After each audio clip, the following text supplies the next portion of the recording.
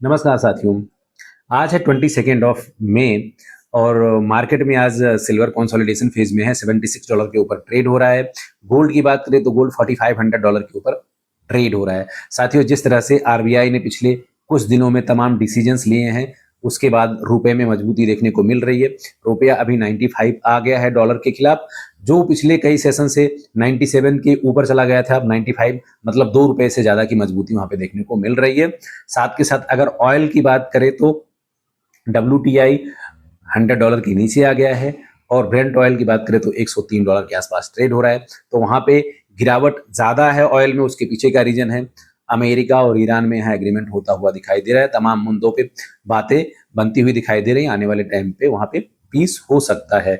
इन सभी के बीच साथियों, रॉबर्ट कियोसाकी का बहुत बड़ा बयान आया है जो मार्केट में भूचाल मचा देगा। उन्होंने कहा है 2026 के अंत तक दुनिया भर के इक्विटी मार्केट क्रैश कर जाएंगे और वहां का जो स्मार्ट मनी होगा वो सिल्वर और गोल्ड पे शिफ्ट हो सकता है। तो भारी मोमेंटम उनको यहाँ से सिल्वर और गोल्ड में दिखाई दे रहा है। साथियों, उसके पीछे का जो उन्होंने कारण दिया है कि दुनिया भर के तमाम देश, किसी एक देश के बारे में उन्होंने बात नहीं किया है। उन्होंने कहा कि दुनिया भर के तमाम देश कर्ज में फंस चुके हैं और बहुत भारी कर्ज है उनके पास, जिसके कारण उनको भारी मात्रा में करेंसी की प्रिंटिंग करनी पड़ेगी और आने वाले टाइम में करेंसी का कोई वैल्यू नहीं रह जाएगा। खास करके उन देशों का जिन पर बहुत बड़ा कर्ज का दबाव है। तो उनके हिसाब से चाहे डॉलर हो, यूरो हो, जीबीपी हो या आईएनआर हो या चाइना का करेंसी हो या जापानीज हो, सब में प्रेशर उनको देखने को मिल रहा है क्योंकि हर देश कर्ज में डूबा हुआ लग रहा है।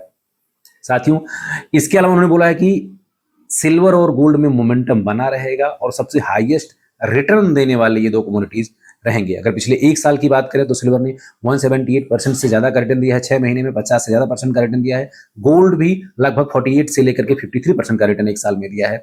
तो ओवरऑल ये बैलेंस्ड दिखाई दे रहे हैं। और जिस तरह से कियोसाकी जैसा इंटेलेक्चुअल जो रिच डैड और पुअर डैड के राइटर हैं, उनका जब स्टेटमेंट आता है तो लोग कहीं ना कहीं रुझान जो उनका होता है वो इस तरफ आगे निकल जाता है। और स्पेशली इंडिया की बात करें तो जहां 2 साल पहले निफ्टी 26,000 के ऊपर ट्रेड हो रहा था, आज 2 साल बाद देखोगे आप तो 23,000 के आसपास घूम रहा है। लगभग 2,000 से ज्यादा पॉइंट की वहां पे गिरावट है। और अभी ये कितना आएगा, जिस तरह से अलग अलग जगह से बयान आ रहा है, जिस तरह से क्राइसिस है, और अगर ऑयल का यहाँ स्टेट ऑफ हॉर्मोज खुल भी जाता है तो क्राइसिस इतनी इजिली यहाँ पे खत्म होने वाले नहीं है।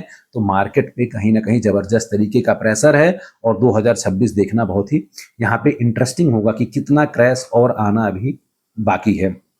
साथियों, अगर इसके अलावा मैं बात करूं तो गोल्ड और सिल्वर के बारे में सेस्को बैंक के जो कमोडिटीज हेड हैं उनका बड़ा बयान आया है। वो कह रहे हैं कि 2026 में गोल्ड और सिल्वर में अभी तेजी आना बाकी है। गोल्ड की बात करें तो वो गोल्ड कह रहे हैं कि 2026 के अंत तक $6,000 पर आउंस तक जा सकता है।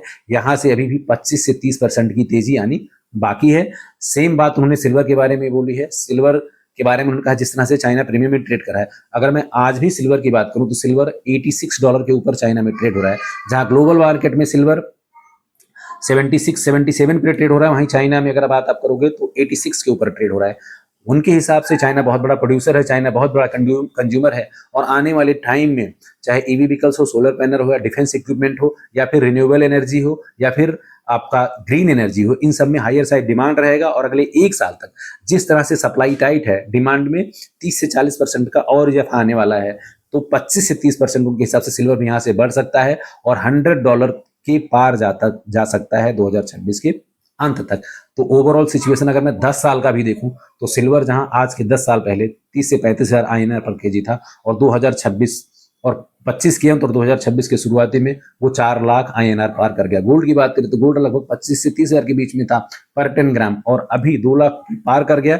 और करंट की प्राइस बताऊं तो अभी भी 2,60,000 के ऊपर है। तो ओवरऑल आप 10 साल का ट्रेंड देखो या पिछले 1 से 3 साल का ट्रेंड देखो, हर जगह सिल्वर और गोल्ड ने इक्विटी मार्केट को या फिर अदर जितने सारे एसेट्स क्लास हैं सबको बीट किया है। इसके बारे में आप क्या सोचते हो साथियों कि 2026 में भी क्या सिल्वर और गोल्ड आउटस्टैंडिंग परफॉर्मेंस करेगा? कमेंट सेशन में कमेंट करके जरूर बताइए। चैनल को लाइक करें, शेयर करें, सब्सक्राइब करें। मिलते हैं नेक्स्ट सेशन में। Thank you.